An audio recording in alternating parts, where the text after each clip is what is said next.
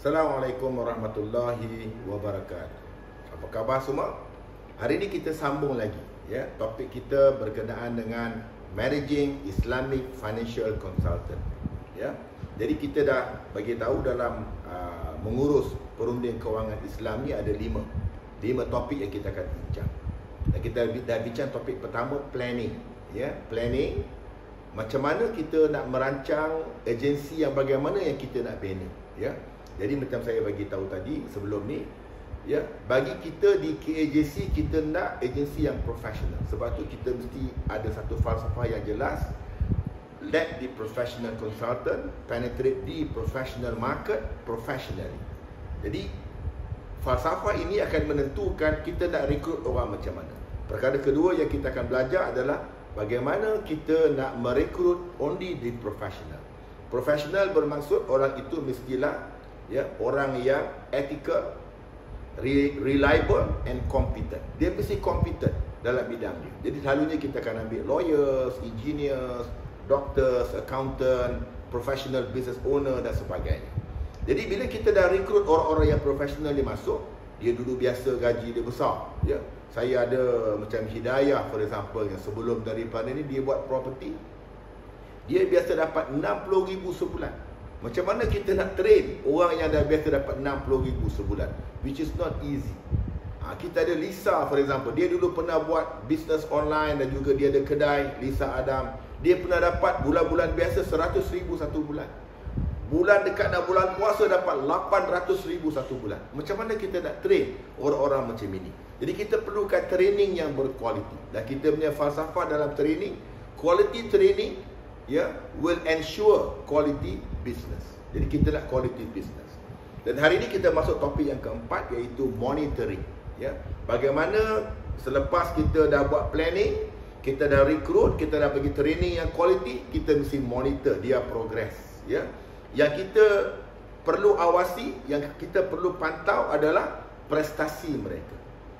Jadi macam saya bagi tahu tadi, dengan training dan juga latihan yang diberi, kita mesti mengharapkan ya mereka mencapai prestasi-prestasi yang telah pun kita susun dalam kita punya agensi, di mana saya meletakkan 5 checkpoint. Ya, sebelum saya cerita pasal checkpoint ni, saya ingat kepada salah seorang daripada mentor dan juga sahabat saya, Dr. Azan Osman.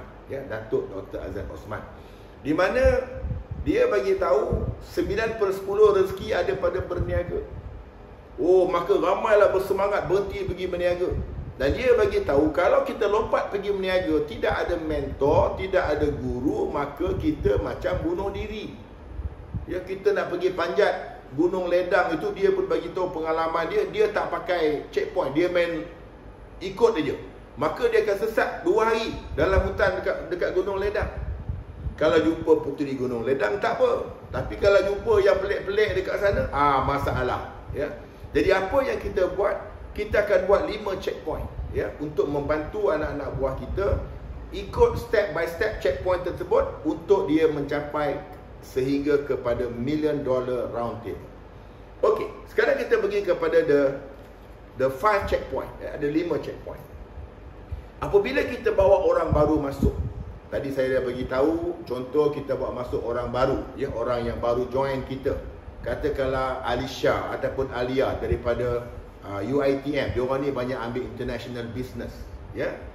Okey, katakanlah dia masuk join kita, kita bagi tahu checkpoint pertama, you kena capai 50,000. Apa yang dia perlu buat adalah dia kena senaraikan 30 nama.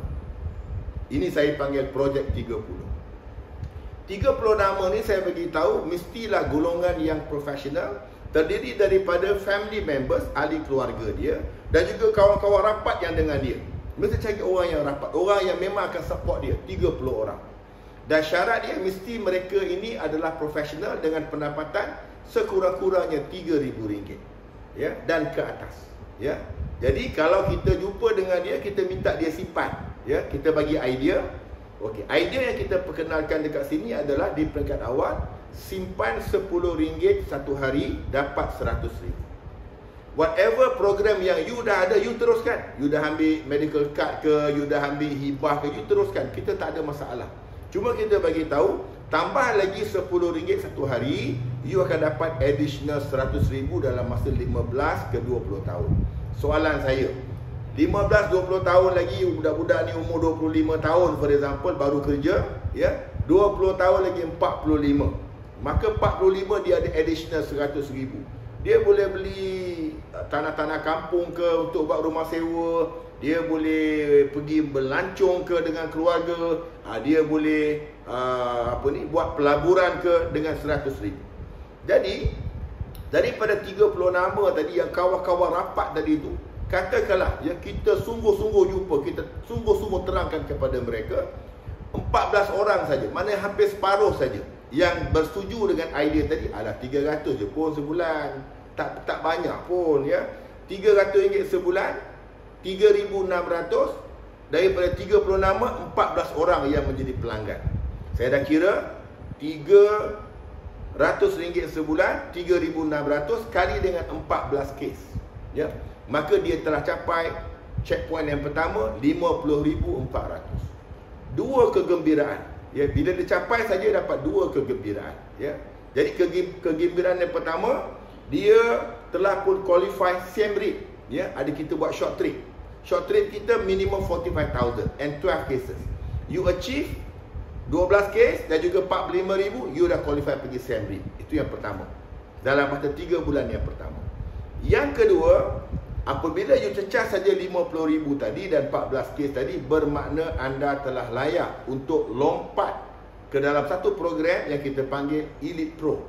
Ya, Elite Pro ni daripada AIA Elite Academy. You masuk je program ini dengan 14 kes dan 50,000, you akan dapat Elite Pro, dan berita baiknya anda akan diberi allowance sebanyak ya RM9,000 satu bulan. Berita baik. Jadi you masuk satu bulan saja, you terus lompat pergi Elite Pro, you dapat RM9,000 satu bulan. Jadi bila you dah dapat, saya kata tadi, bawa RM9,000 tadi campur dengan komisen, katakanlah baru RM1,000, ada RM10,000. Saya punya sedikit nasihat lah, bagi mak 10% RM1,000, bagi bapak RM1,000, dan bagilah satu ustaz mana-mana RM1,000. Jadi you ada lagi RM7,000 untuk you belanja, ya. Okey, itu yang pertama. Kemudian dah selesai you celebrate, bawa keluarga berjalan-jalan dan sebagainya, jumpa saya untuk bulan yang kedua. Bulan yang kedua kita bagi tahu kita akan menuju kepada checkpoint yang kedua. Macam kita panjat gunung tadi, checkpoint pertama 50,000 achieve already. Kita dah berada dekat base camp nombor 1. Sekarang kita nak pergi kepada base camp yang nombor 2, iaitu RM100,000.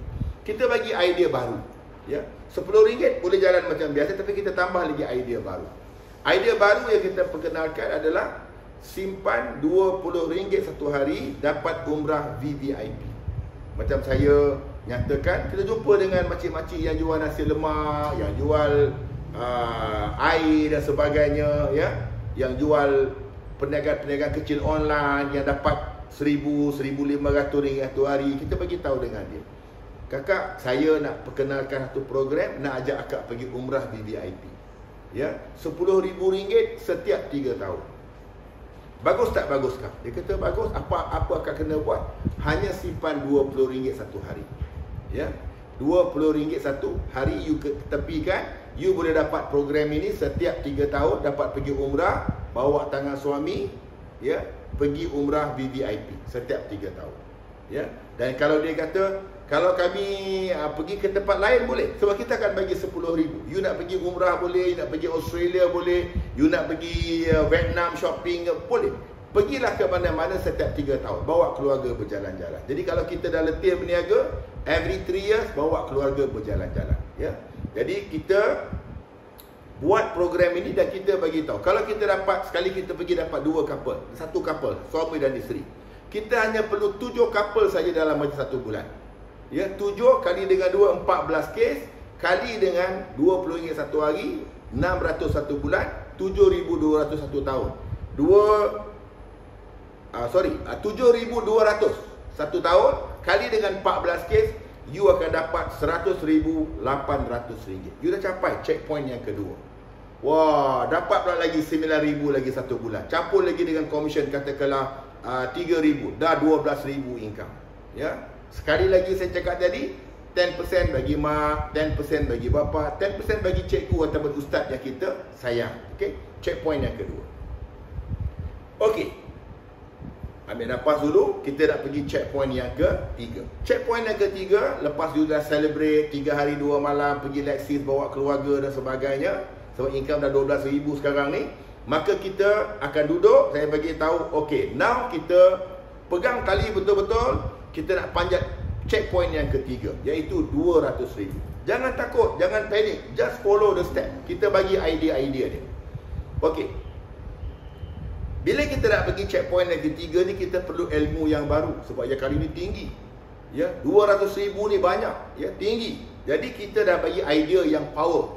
Mula-mula RM10 sehari dapat RM100,000, RM20 sehari dapat umrah VVIP. Kita bagi idea yang ketiga. Yang ketiga, kali ni kita minta orang-orang yang meniaga yang solid sikit, orang yang meniaga RM2,500, RM3,000 satu hari, kedai makan yang popular, kedai makan viral, klinik-klinik gigi, doktor-doktor veterina, profesional-profesional yang income dia strong. Kita bagi tahu dengan dia, berapa lama dah buka klinik? For example, tanya dengan doktor, dia kata dah 5 tahun. Dah ada belum 500,000 saving? Maka jawapannya tak ada. Dia kata saya set up dulu pun 500,000 klinik ni. Jadi kita bagi tahu dengan dia, daripada 2,000, 3,000 collection per day, boleh tak you ketepikan RM50 yang tak ada rasa punya? Kalau ada 2,000 satu hari, for example, 2,000, 1,950 you simpan. RM50 bagi saya tolong simpan. RM50 tadi saya akan tukar jadi RM500,000. Dalam masa 15 ke 20 tahun. Saya bagi tahu sekali lagi, sekiranya dia setuju dengan idea tadi, maka dia yang untung. Sebab kita tolong dia ketepikan duit syarikat, duit perniagaan, duit klinik, ketepikan untuk bantu dia dapat additional RM500,000. RM500,000, umur dia 50, 45, pada masa itu banyak kita boleh guna dengan RM500,000. Jadi apa yang kita perlu buat? Tadi Iwan dah tolong kira, RM50 satu hari, RM1,500 satu bulan, RM18,000 satu tahun. Kita hanya perlu 12 kes saja. 12 kes. Maknanya seminggu 3 orang yang kita bantu. Bantu seminggu 3 peniaga. Seminggu 3 peniaga kita bantu untuk dapat RM500,000. Pergi dengan penuh keyakinan kita nak buat benda baik kepada dia. Sebab kita nak bantu dia dapat $500,000 in the account dengan hanya bagi kepada kita RM50 satu hari. 12 kes kali dengan RM50 satu hari, RM1,500 sebulan, RM18,000 satu tahun, dah cecah RM216,000. Jadi kita dah achieve target kita yang ketiga ataupun checkpoint ketiga, RM200,000. Wah, kali ni kita boleh cuti jauh sikit. Dah boleh pergi ke Bandung bercuti. Masa tu income pun dah RM15,000 satu bulan. Dah boleh bercuti ke mana-mana dah. Tak ada masalah. Okey, kita akan pergi kepada checkpoint yang keempat. Dah ambil nafas sebab memang rasa mengah ni, rasa letih. Sebab biar kita letih bekerja daripada kita letih tak buat apa. Biar sibuk ada kerja daripada sibuk tak buat apa. Okey, kita pergi kepada checkpoint yang keempat. Okey, yang ni best. Sebab kali ni kita dah pasang niat baru. Tadi kita cakap dengan dia, orang tadi simpan RM50 dapat RM500,000.